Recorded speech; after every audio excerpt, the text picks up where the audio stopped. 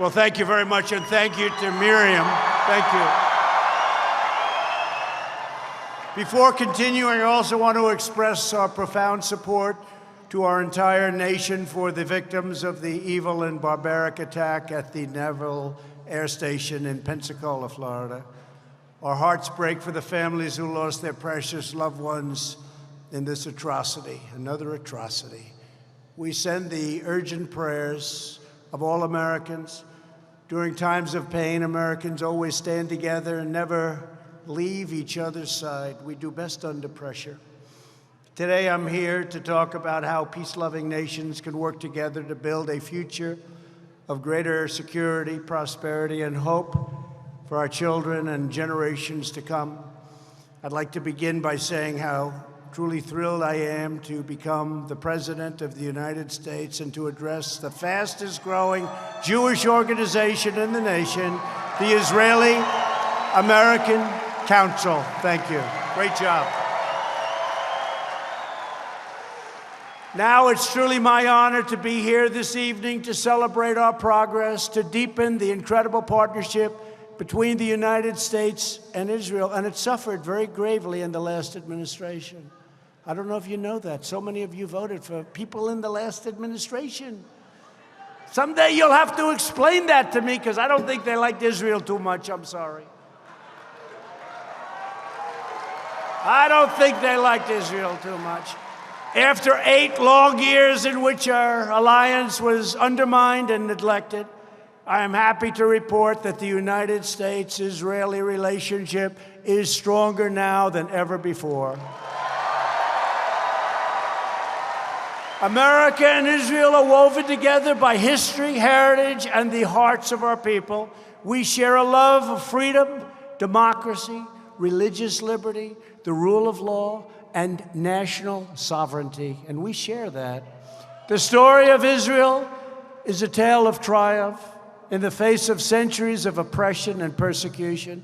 The Jewish people endured, persevered, and flourished beyond measure, building a thriving, proud, beautiful, and mighty nation in the Holy Land. The friendship between our countries is essential to achieving a more safe, just, and peaceful world. That is why every single day since I took the oath of office, I have stood firmly, strongly, and proudly with the people of Israel. You know that. The Jewish state has never had a better friend in the White House than your president, Donald J. Trump. That I can tell you. For over 20 years, every previous president promised to move the U.S. Embassy to Jerusalem, and they never acted, they never did it, they never had any intention of doing it, in my opinion. But unlike other politicians, I kept my promises. 2 years ago this week, I officially recognized Israel's true and eternal capital, and we opened the American Embassy in Jerusalem, finally.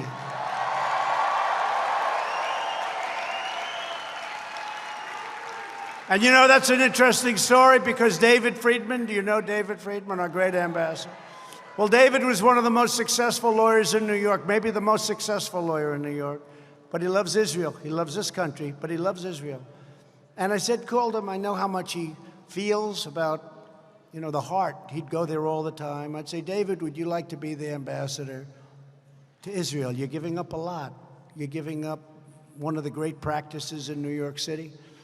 Would you like it? It took him about 2 seconds to say, yes, that's what I want to do. And he gave up his law practice, gave up a lot of great clients. He became the ambassador. And a lot of conflict was taking place, a lot of bad feelings, a lot of bad will. We have to get the people of our country, of this country, to love Israel more. I have to tell you that. We have to do it. We have to get them to love Israel more, because you have people that are Jewish people that are great people. They don't love Israel enough. You know that. You know that. But David Friedman is not one of them, and he went to Israel and immediately made an impact. And then I said, you know, I want to do what no president has done. Many, many presidents said they were going to move the embassy to Jerusalem, and they never did it. And I understand why they never did it. They never did it because when they thought I was going to do it, and when they heard that I was going to make an announcement in 2 weeks, I started getting calls from everyone. I got calls from presidents. I got calls from prime ministers. I got calls from kings and queens. I got calls from everyone.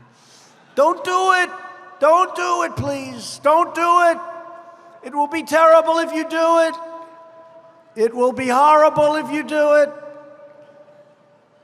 And I heard this from many people. And then the time came closer and closer. And I did something that was smart, because I learned then and there, for that 2-week period, I was inundated. I learned why other presidents, in all fairness to them, why they made the campaign promise, but why they never got it off. Because they were besieged by foreign leaders, the top, the biggest people in the world. Called them. You wouldn't believe how many. Some countries you never even heard of were calling. I said, what's that country all about? And about a week and a half out, I said, listen, tell these people I'm going to call them back. I'm so busy.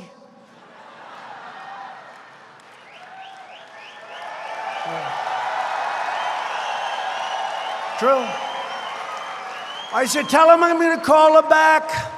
I'll get to them as soon as I can. And 1 week went by, and then 3 days went by, and then I made the announcement at the White House that we're moving the embassy to Jerusalem, and that Jerusalem will be the capital of Israel. Finally, somebody said it, right?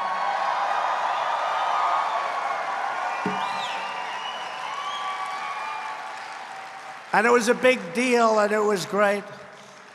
And a day went by, and a second day went by, and there was no violence. I heard there was going to be massive violence. They showed violence because about 20 people were violent in the front row, but there was nobody behind them. So CNN had the cameras very low, pointing to the sky.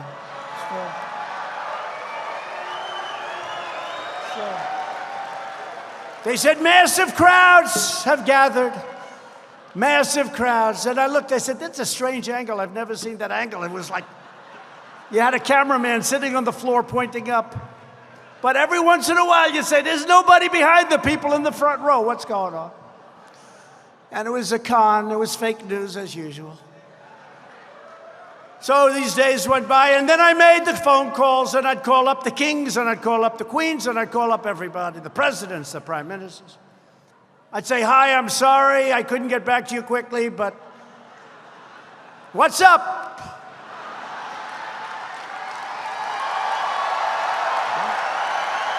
What's up?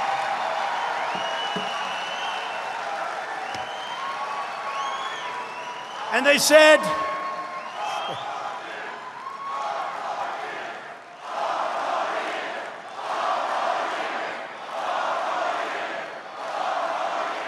thank you.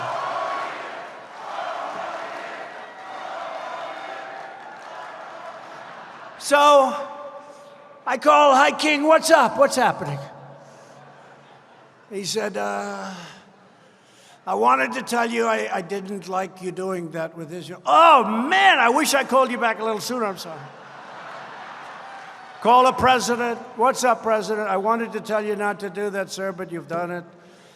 What can I said, yeah, I wish, I wish I could have gotten you sooner, but I was so busy. I took about 40 of those calls, right? Everyone was the same. I wanted to tell you. I said, but, in the meantime, it opened, and it was, really pretty amazing. It was done. We did the deal. Then we had a problem. We had to build it. And I'm a builder. I'm really a good builder. I really probably do that the best. Some people said, are you a better builder or a better politician? And I thought I was going to say builder, because I really was good, I built good. And then I said to myself, well, let's see, I was a good builder. I was very successful. I did a great job, know how to build. But then I got into politics. And I only ran once, and I became president. So I guess I'm a better politician. Right? I don't know. Maybe I'm a better politician. I don't know. Maybe I'm a better politician. I don't know. But I'm a good builder. So we now have the designation, and one of the generals, good general, came in front of me. Sir, would you please sign this order? And you know, in the United States, plenty of money, this is the most beautiful orders you've ever seen. You know, I'm used to signing just like a piece of paper. But now you have these gorgeous books that are solid leather, and everything's leather, leather, leather, beautiful. Everything's beautiful. These are like notes that don't even mean anything to me. I don't use them. Like, look at that. Isn't that beautiful? I'm used to getting a piece of paper. But this is the way they do. So they bring in this gorgeous folder, twice the size of that. I said, what is this? Sir, this is for the embassy in Israel. I said, well, we just announced it, so what is it for? We're looking for land, but this is a commitment to spend $2 billion. I said, $2 billion? It's like a one-story building, right? Sir, we're looking for land, and we have some locations that we think are very good, but it's very expensive in Jerusalem, sir. But we have the right to go up to $2 billion, sir. And I had the first name, I had Donald signed. Then I heard it was $2 billion for the embassy, and I stopped signing it. And I called David Friedman. I said, David, I need some help. I just approved an embassy. They want to spend $2 billion to build the embassy, and I know what that means. You're never going to get it built. It'll take years and years. I said, you know what's going on? Yeah, they're looking at terrible locations. There are no good locations. You know why? Because we had the best already. We were there first, right? We were there early with you. He said, you know, but could you give me 2 days, sir? I'd like to take a look and see. She calls me back 2 days later. So we're going to spend $2 billion. And one of them is going to buy a lousy location. A lot of you are in the real estate business because I know you very well. You're brutal killers. Not nice people at all, but you have to vote for them. You have no choice. You're not going to vote for Pocahontas, I can tell you that. You're not going to vote for the wealth tax. Yeah, let's take 100% of your wealth away. No, no. Even if you don't like me, some of you don't. Some of you I don't like at all, actually. And you're going to be my biggest supporters because you'll be out of business in about 15 minutes if they get it. So I don't have to spend a lot of time on that. But David calls me back and he goes, sir, he always used to call me Donald. Now he can't help but call me President. I said, David, call me Donald. Yes, yes, Mr. President. I can't do it, sir. That's respect for the office, right? Maybe it's respect for me, but I've known him a long time. But David goes, Mr. President, I have good news. What's the good news? Tell me, I need some good news. I got people trying to impeach me. Don't forget, this has been going on for 3 years. This is before, I think maybe before I started coming down on the escalator with that beautiful First Lady. Is she an incredible First Lady? Think of it, I'm coming down the escalator, and people behind my back are trying to do a subversion of government. Think of that. That's what it's about. And we have, by the way, before, Jim Jordan, please stand up. Michael Waltz, please stand up, Congressman. Michael, Jim, warriors. I don't know if you have any other warriors in here, Congressman, but they are warriors. Support them. Support them. Support them. So the ambassador calls up, Ambassador Friedman, goes, sir, I have good news. What? By this time, you know, it's 2 days, so I'm thinking, I'm on to the next subject. Deal makers know what I'm talking. I'm like already on to the next. What? He said, you know, you asked me to check on the embassy in Jerusalem. Well, we already own a site that's much better than any site that's ever going to be bought. It's bigger, better, has better views. It's the best site in Jerusalem. And we can have setbacks, everything else. He said, I have more good news, sir. There's already a building on it. And we can take that building and renovate it. I said, no kidding. That sounds good to me. I love renovation because if you're smart, renovation costs you much less. If you're stupid, it costs you much more. You ever hear these guys, oh, it's more expensive to renovate a building. How do you figure that? You have a frame. You have the walls on the exterior built. I mean, how does it cost you more? If you're stupid, it costs you more. But David's smart, so he calls me. So they were going to do $2 billion, right? So David calls. We have the biggest site, the best site. It's already there. It's a building. It's mostly not occupied. And sir, we could redo it, I think, for $200,000. And it's the first time in my life I've ever said this. I said, David, that's too cheap. It doesn't even sound good. You got to go more. Usually I'm trying to cut price. But for $200,000, I said, what the hell kind of, hey, David, make it like $500,000. We'll do it for $500,000. And then I have a friend, Ron Barron, nice guy. You know Ron Barron, wealthy guy. He's in a beautiful building, and his office has a wall opposite the elevators going into his 40th story, 50th story of this office building. Very successful guy. He's got Jerusalem stone. Did anybody ever hear Jerusalem stone? And he drives me crazy. Every time I go to his office, he says, look at the Jerusalem stone. He's been saying it. I said, Ron, you've told me that 10 times. But I've heard Jerusalem stone for 10, 15 years, right? Look at it, Donald. I'm getting off the elevator. I said, Ron, I've seen a lot of stuff. But this is Jerusalem. It comes from Jerusalem. So I say to David, David, let me ask you a question. Jerusalem stone. Let's do the whole damn building in Jerusalem stone. You got so much Jerusalem stone? I said, is it available, David? He said, we have so much, we don't know what the hell to do with it. So he has a wall opposite the elevators, rich guy, and I got a whole damn building made out of Jerusalem stone.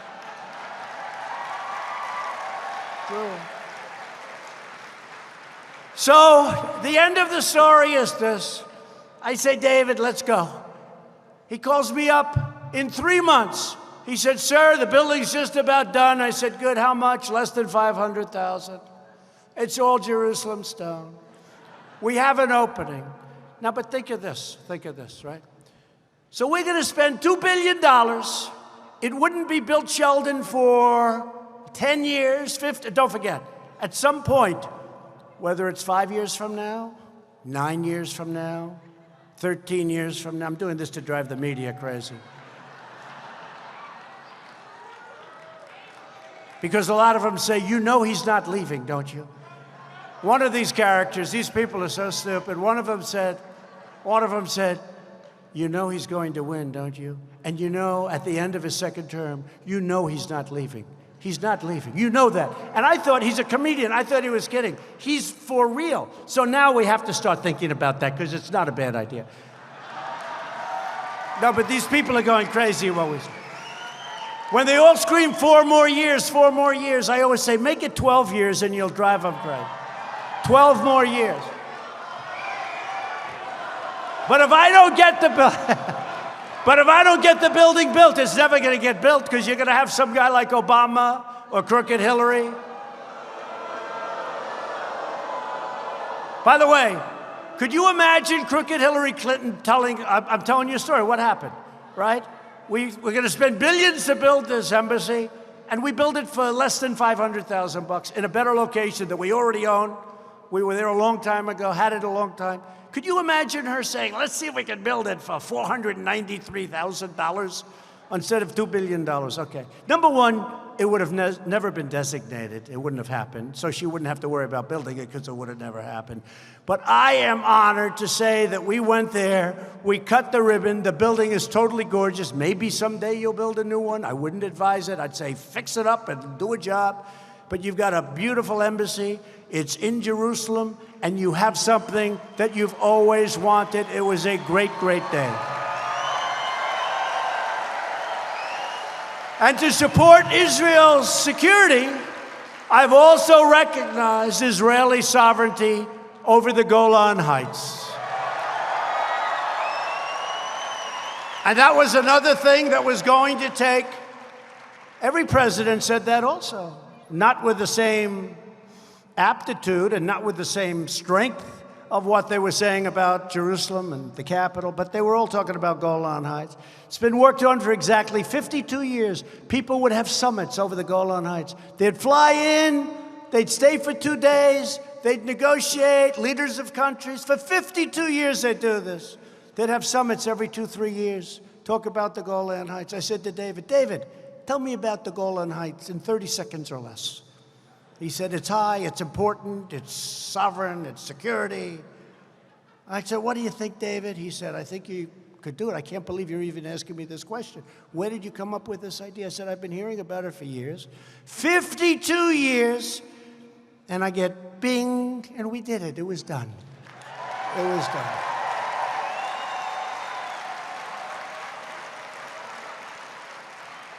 And as Israel has endured the new wave of rocket attacks in recent weeks, my administration has made clear that America supports Israel's absolute right to self-defense. We've also called for the release of Israeli hostages and the return of the remains of Israeli soldiers captured by Hamas terrorists in Gaza. And this evening, as you probably heard, we're honored to be joined by Racheli Frankel and Bat Galam Sher, two mothers of Israeli boys who were kidnapped and murdered by Hamas terrorists in 2014. Racheli and Bat Galam have responded to that terrible evil with courage and inspiration. They've established an award to recognize leaders who advance unity among Israelis of all backgrounds and religions, striving to build a more secure and hopeful future for us all. So Racheli and Bat Galam, we cannot fathom your grief, but we will honor the sacred memory of your sons forever. Thank you very much. Thank you very much. Thank you. Thank you very much.